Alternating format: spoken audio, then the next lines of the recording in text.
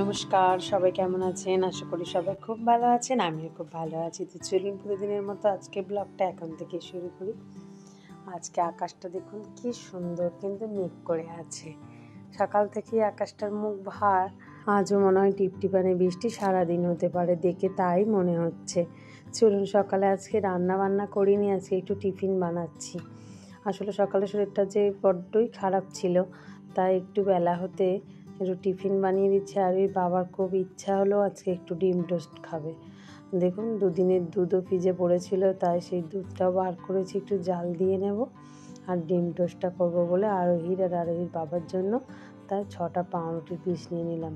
তবে পাউরুটিগুলো ভাবছি আগে একটু গ্যাসে গরম করে নিই, জানেন, চাটুতে ফেলে তারপরে ডিম টোস্টে দেবো।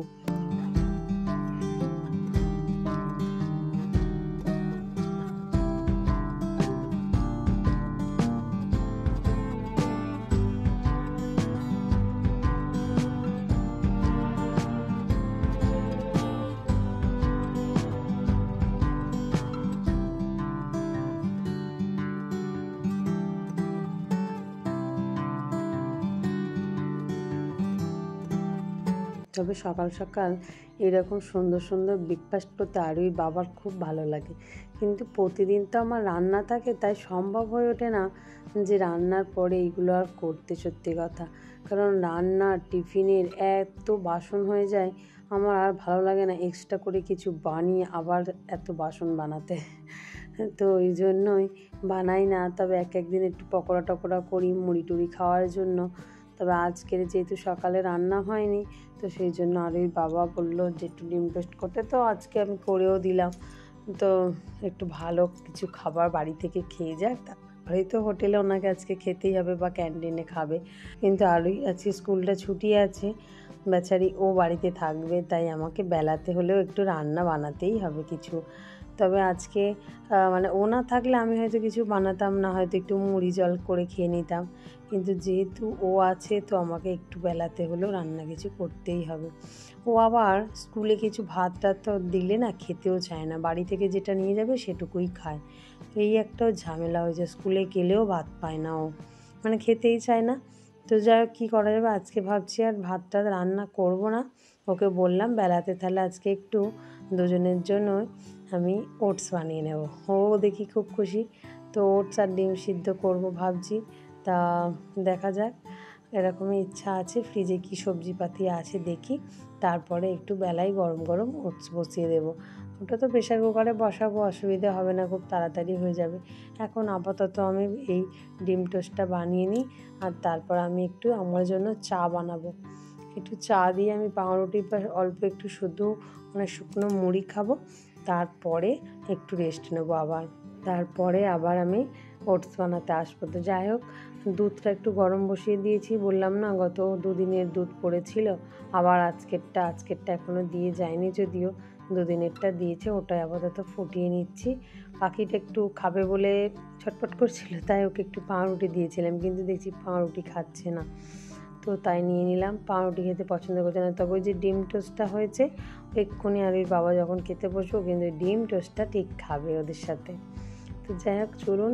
ফ্রিজের মধ্যে শুকনো শুকনো সবজিগুলো ছিল, এই দেখুন কেমন হয়ে গেছে। ক্যাপসিকামটা, কুমড়োটা রান্না তো প্রায় হয়ই না দুদিন, তো সেই কারণে এরকম সবজিগুলোর অবস্থা পুরো যেন মরে যাবে।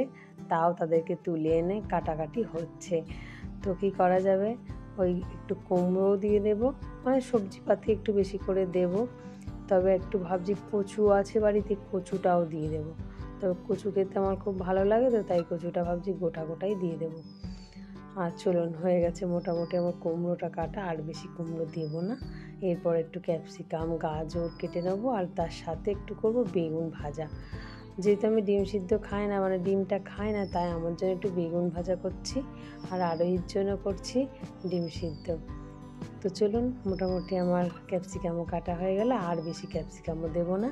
এবারে গাজরটা চটপট চেঁচে নিই গাজরটা কেটে নেবো, ব্যাস। তবে আমি কিভাবে ওটস বানাই এর আগেও তো আপনাদেরকে দেখিয়েছি, খুব চটপট একটা ওটস বানিয়ে ফেলি।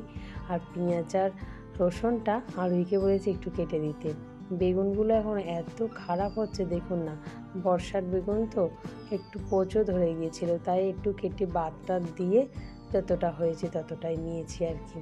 আরও যে দুটো পড়ে আছে দেখছেন, তার মধ্যে একটা একদম কানা, মানে একদম পোকা ভর্তি বেগুনটার মধ্যে, ওটা ছেড়ে দিই, ওটা নেবো না।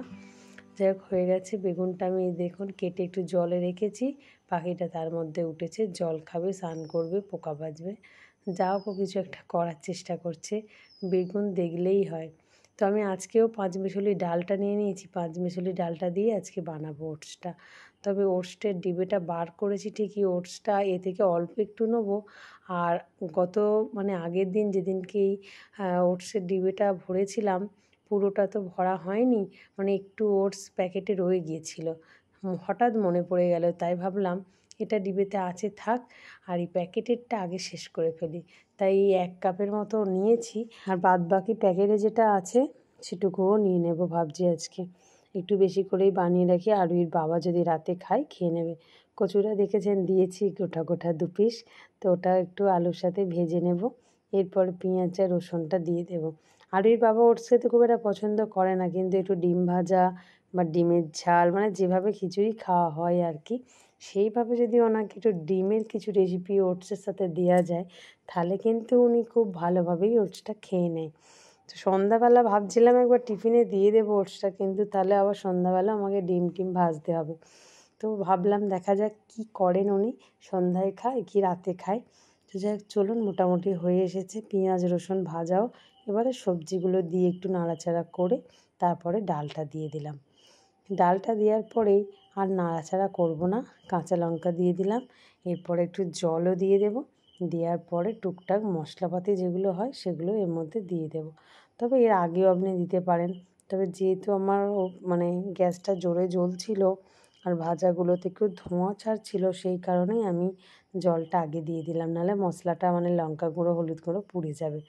তো মোটামুটি ওটসটাও দিয়ে দিলাম। এবারে একটু সামান্য হলুদ, একটু নুন, একটু লঙ্কার গুঁড়ো ভাবছি দিই, হালকা একটু ঝাল না হলে ভাল লাগে।